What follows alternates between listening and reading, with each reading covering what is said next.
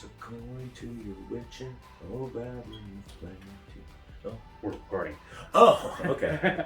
Hi, everyone, and welcome to another thrilling installment of The Dungeon Crashers. I'm Guy, And I'm Zapeel. and thank you all for tuning in today. We're doing a request from Derek D, who wanted a character based on The Witcher. And before we get started, I want to remind everyone to like and subscribe. Definitely. We've been getting a lot of views lately, and if you're enjoying our content, please subscribe and hit the notification button so you can get alerts when we put something new up.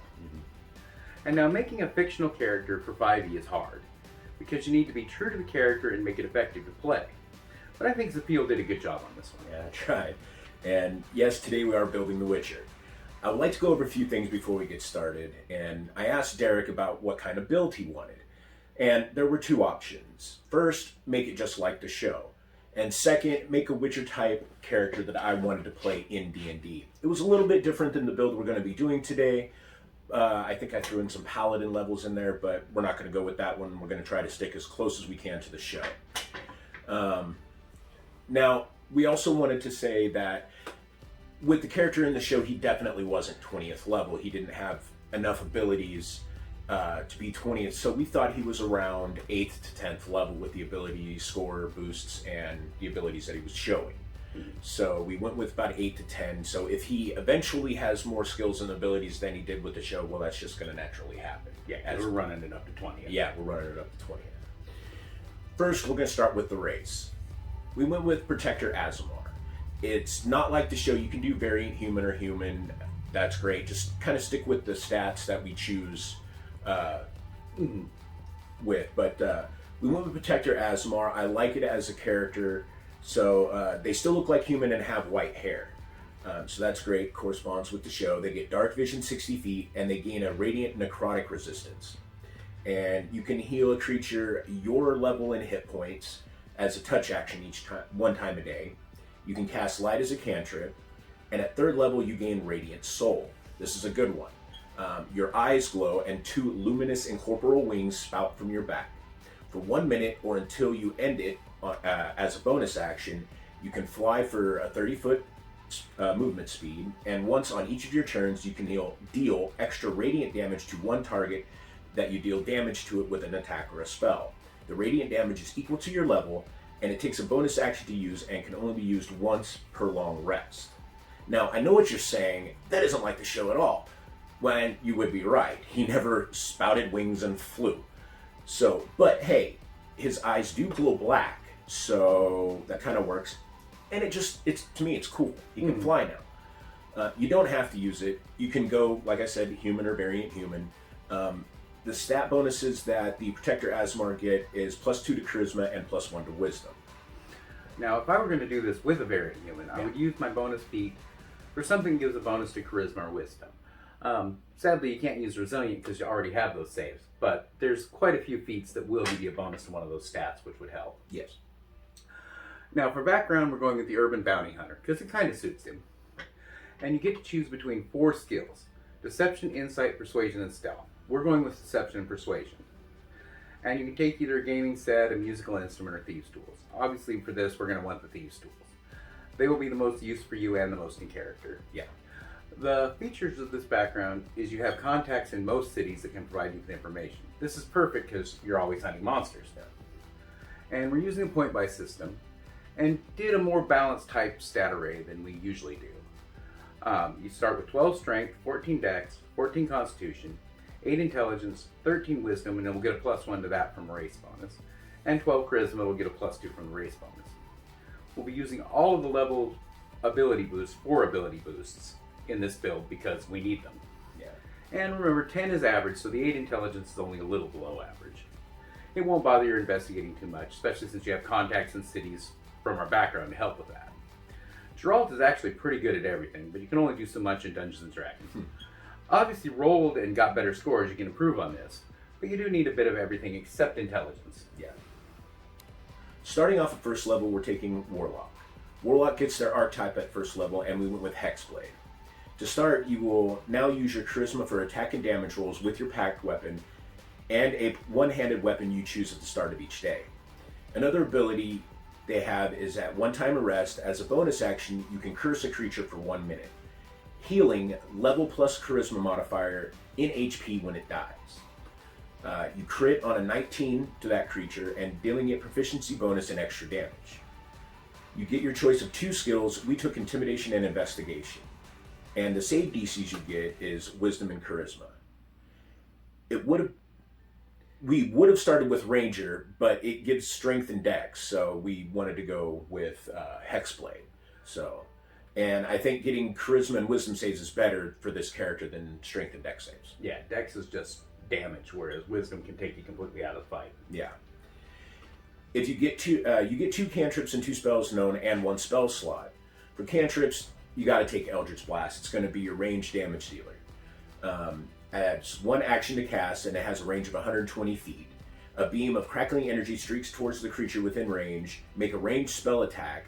On a hit, the target creature takes a D10 force damage. Eldritch Blast will improve as you level up. For your second cantrip, either take Booming Blade or Green Flame Blade. Both have great uses in the right situations. For your 2 spells known at this level, take Hellish Rebuke. Cast as a reaction when you are damaged by a creature that you can see within 60 feet. They must make a dexterity saving throw or take 2d10 fire damage on a failed save and half on a successful one. And for your second spell, take Cause Fear. This is perfect for the Witcher build because he uses a lot of intimidation and people are afraid of him. It takes 1 action to cast in the range of 60 feet. It's a concentration for up to 1 minute, so you might want to be careful later on in your build when you have more concentration spells. The target must succeed on a Wisdom saving throw or become frightened of you until the spell ends. The frightened target can repeat the saving throw at the end of each of its turns, ending the effect on a success. We thought that this would be a good spell for the Witcher, so take that. You also get Shield and Wrathful Smite are added to the Warlock spell list now. Shield is an excellent alternative to either of the 2 spells above. Multi-classing with another caster isn't as complicated as it seems. We're going to be taking Ranger here, and they're 2 different spellcasters. So you will use your Warlock spells, which renew on a short rest, and the Ranger spell slots renew on a long rest. Unlike other multi-class characters, you keep this separate. However, you can use your Ranger slots to cast Warlock spells and vice versa. Yeah, and still, even if you're casting your Ranger spells out of a Warlock slot, they're still using your Wisdom and vice versa. If you use a Warlock spell out of a Ranger slot, it's using your Charisma. Right. And the equipment we started with isn't the recommended equipment for the Warlock, since we're trying to get close to the show. We went with the Longsword, Scale Mail, and the Adventurers Pack. You can take a bow for a range option, but he doesn't use one in the show, and you got Eldritch Blast. So. Yeah. And we didn't take a shield because he uses his sword both one- and two-handed. But if you aren't trying to stick to the show, a shield would help a lot. You could also use half-plate armor if you prefer. Yeah, that's a real weakness of this build is he doesn't have high armor class. Yeah. And at our second level, we're going to take our first level Ranger. You get 1 skill here. We took Survival. And you get a couple of Ranger features here. You want Tracking. It gives you advantage on survival checks against tracking in your chosen enemy. And take the optional feature of Expertise in Languages. We'll give you 2 more languages and Expertise in 1 skill. And we're taking Intimidation. Because, as we said, he's an intimidating guy. Yeah. Henry Cavill. Yeah. At 3rd level, we took 2nd level Ranger. And we'll get our fighting style here. Take Dueling, getting +2 damage when using a single one-handed melee weapon. You also get your first spells.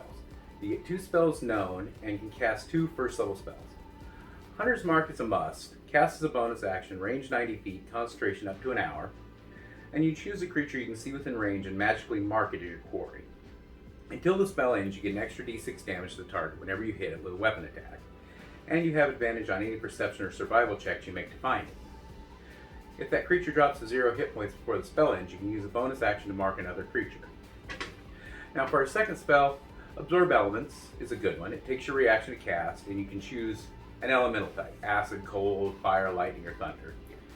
And it has, for 1 round, it captures incoming energy attacks, giving you resistance to the energy type. And on your next turn, the first melee attack you do adds a d6 of that energy to the damage on the attack. Yeah.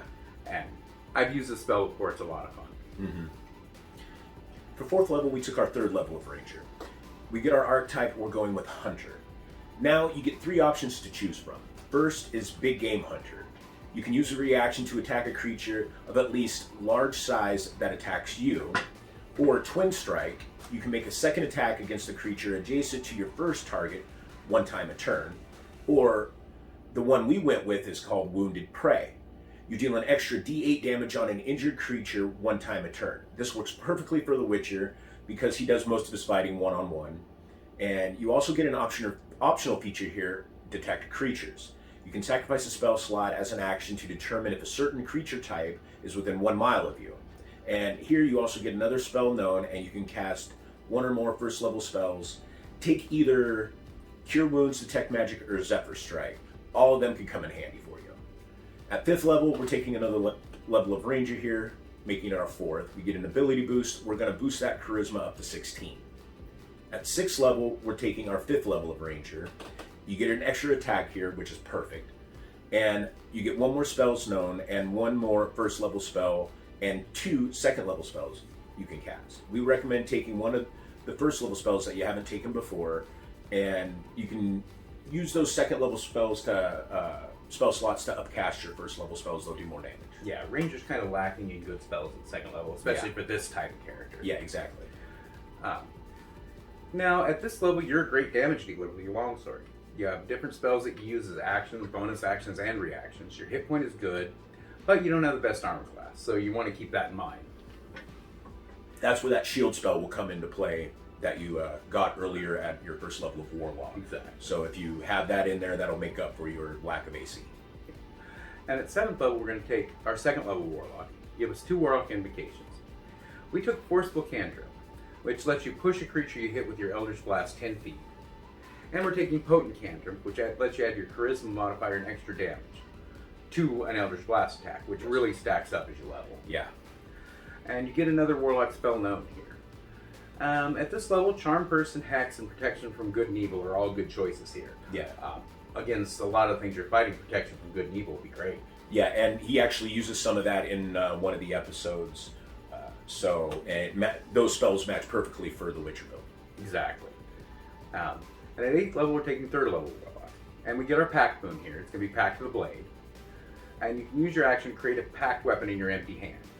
You can choose the form the weapon takes each time you create it, and you're proficient with it while you wield it. The weapon counts as magical for the purposes of overcoming resistance immunity to non-magical attacks and damage. The Pact weapon will disappear if it's more than 5 feet away from you for more than a minute, and if you use this feature again, or dismiss the weapon, or you die. Now, if you get a magic weapon, you can transform it into your Pact weapon by performing a ritual while holding the weapon for 1 hour. The weapon will be placed in an extra-dimensional space, and it'll appear when you create your Pact weapon. And you can switch Pact weapons by performing the same 1 hour ritual with a different weapon, and the old weapon will appear at your feet when you're done.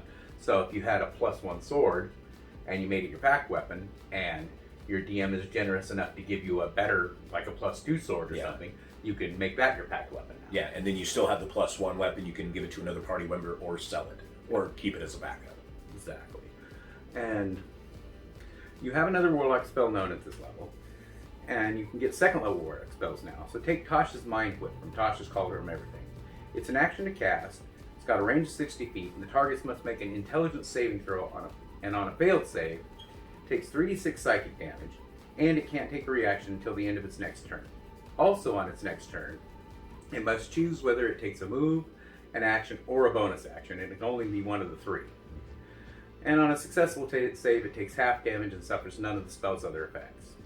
This is really great. You get you basically a round of wailing on the enemy where they can't do much back to you. Yeah, that's a great crowd control. When they're coming into range on you, it's great crowd control spell. So.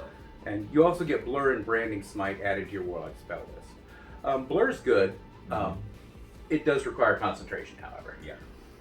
At 9th level, we're taking our 4th Warlock level, getting another ability boost. We're going to boost up our Charisma again to 18. That gives us better attack, damage, and your Warlock DC is better. You also get another cantrip known and a spell known for this level. The cantrip, Take Mind Sliver. It takes an action to cast, range of 60 feet. The target must make an intelligence saving throw or take a d6 psychic damage and subtract a d4 from the next saving throw it makes before the end of your next turn. For spells known, take Misty Step or Minor Image. are good choices at this level.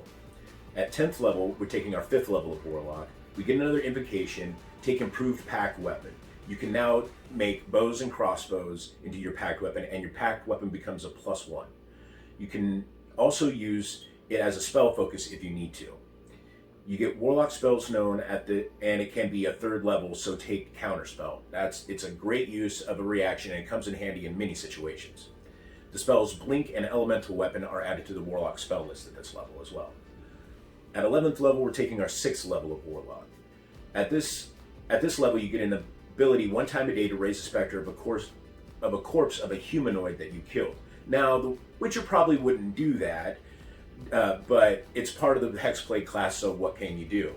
He prefers what is dead, stay dead. So, you get another Warlock spell known, and it can be of 3rd level. At this point, you have multiple ranged attack spells, reaction spells, and then spells that can boost your attacks, your physical attacks, make them stronger. So, take whatever you like here, something that we recommended or something different. It's up to you at this point. Yeah, the Blink that got added to the Hexblade list is a pretty good choice. It doesn't require concentration. Yeah.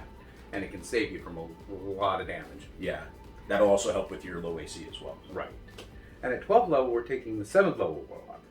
We get an invocation, and you're going to take Eldritch Smite.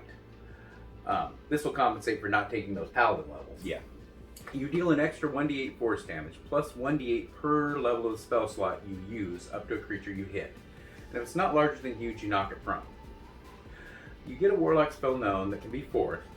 Here we're going to take Blight. It's 1 action to cast, 30 feet range, target makes a Constitution saving throw, and it takes 8d8 necrotic damage on a failed save and half on a successful one. And obviously it's not going to affect constructs and undead. Mm-hmm. And at 13th level we go for Warlock level 8. We're taking another ability boost to max out our charisma here. This is great. It bumps up our spell DCs, our weapon attacks, and damage. Pretty much everything. Yeah. We get Warlock spell known from the 4th level list or lower.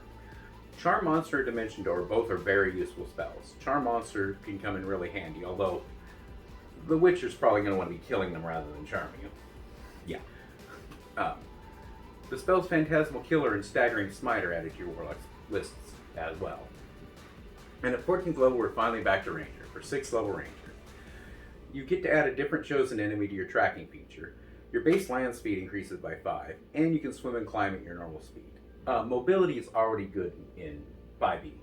A lot of people underrate it, but some of the best characters I've played is because they're really mobile. Yeah. And this one gets there by the end. At 15th level, we're taking our 7th level of Ranger. You get a choice here from your Hunter archetype. We are taking the Hardened Guard ability. You get +4 to your AC versus a creature that hits you this turn. So they have to hit you, and then you get a +4 to your AC. So at this point, most things are going to have either multiple attacks. So yeah, you know it'll come in handy. This ability is great and helps with your low AC as well. You get a Ranger spell known and another 2nd level Ranger slot at this level. Cordon of Arrows or Healing Spirit are good choices in a party campaign. At 16th level, we're taking our 8th level of Ranger. We get an ability boost, and we're going to put 2 to our Constitution. Getting more hit points is always a good thing. You are now unaffected by non-magical, difficult terrain or plants, and gain advantage on versus magical plants that affect movement. At 17th level, we take our Warlock level 9. We get our 5th invocation here, take Grasping Eldritch Blast. Your Eldritch Blast can pull your target 10 feet closer now. So now not only can you push, pull, you can even knock prone with your Eldritch Blast. You get a Warlock spell known at this level, and it could be a 5th level or lower. At this point, you have just about everything covered as far as spells are concerned. So take anything you like from the Warlock spell list of 5th level or lower. You also get Banishing Smite and Cone of Cold added to your Warlock spell list, so those might be good choices for that spell right there. Banishing Smite's actually pretty great. Yeah. So, and at 18th level, we're taking 10th level Warlock. You get the ability as a reaction to roll a d6 when your cursed target hits you and negate the attack if you roll a 4 or better. And you get a cantrip known from the Warlock's cantrip list at this level. Yeah, that ability is great right there. Too bad it comes at Warlock level 10, but to be able to negate an attack on a 4 or better, that's great. Yeah, and it's just a reaction, so you can do it every round. Yeah. 19th level is Warlock level 11. You get Mystic Arcanum here, so you get to choose a 6th level spell from the Warlock list as this Arcanum. You can cast the spell once without expending a spell slot, and you must finish a long rest before you can do this again. We took Psychic Crush from the Unearthed Arcana. The casting time is 1 action to cast, range of 60 feet, and a minute duration. The target must make an intelligence saving throw. On a failed save, the target takes 12d6 psychic damage and is stunned for 1 minute. Half damage on a successful save and is not stunned.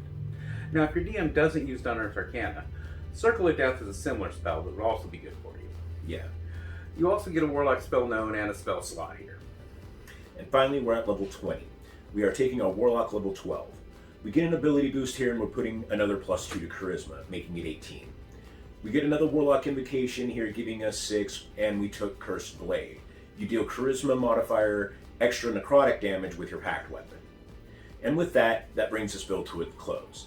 Derek D, I hope we lived up to your expectations for this build. It was a challenge to get it right, and I still think we made it useful at each level. The thing I like about this build is the versatility. You have a number of ways to handle most situations. You're clearly best in a one-on-one fight, but you can work as a team player as well. Yeah. You can deal consistent damage both in melee with your longsword or at range with Eldritch Blast. The only real weakness I see is that while you're pretty good at a lot of things, your abilities are spread out a bit, and Warlock and Ranger really don't synergize well as casters. They do, however, work great together in terms of melee combat. They do. So probably choose Ranger spells that don't require a save and you'll be fine. Yeah. For our next build, it's going to be a spooky guy. Picture like a voodoo priest, and you'll see where I'm going with that. Yeah. It's going to be a fun one. It's a very interesting build. Okay, that's it for this week's episode. I hope you enjoyed it, and I hope we live up to Derek D's expectations. Until next time, cheers.